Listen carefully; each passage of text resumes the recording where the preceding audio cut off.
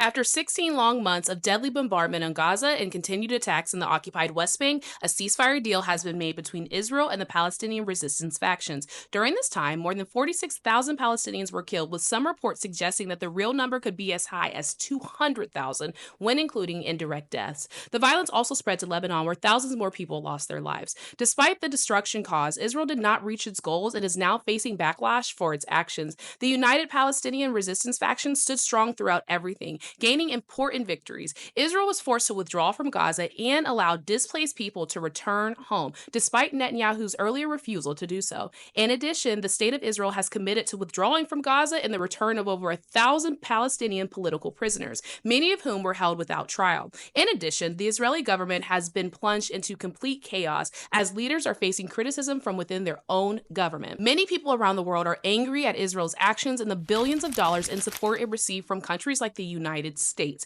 Protests in support of Palestinians happened across the country, and efforts to boycott Israeli businesses and supporters have grown stronger and stronger. Some companies lost billions of dollars due to these protests. Around the world, Palestinians and their supporters remain determined. Activists, students, and communities have promised to keep fighting for justice and the rebuilding of Gaza. Protests happened across 6 different continents, with millions taking the streets to demand justice. The Palestinian resistance factions say that this ceasefire is a victory, but they will not stop until their people are free and able to return to their homeland. And honestly, I would caution against anyone that is not Palestinian or actively engaged in this work to minimize these developments. I would also caution anyone against crediting the Biden administration, who allowed this to continue by supplying billions in weapons to continue the slaughter of Palestinians. We watch the horrors on a daily basis. We watch the red line continue to be pushed and pushed. This is not their victory to have. The victory belongs to the people that fought for this. The Palestinian resistance has stated plainly, this is a big win for the Palestinian people. Celebrations are occurring all over Gaza, and we all celebrate with them and understand that this is only a small step in a long journey for self-determination and liberation. I really hate to be the bearer of bad news, but we did not get a 270-day TikTok ban extension, y'all. Don't boo me. I'm right.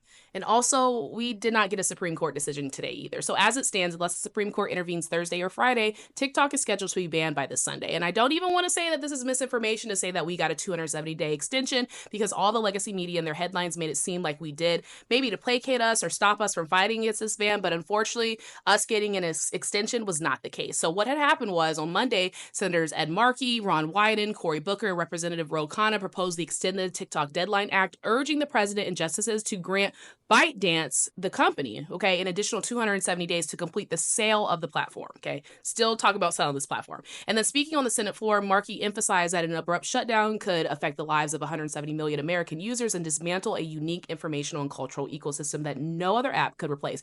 Meta.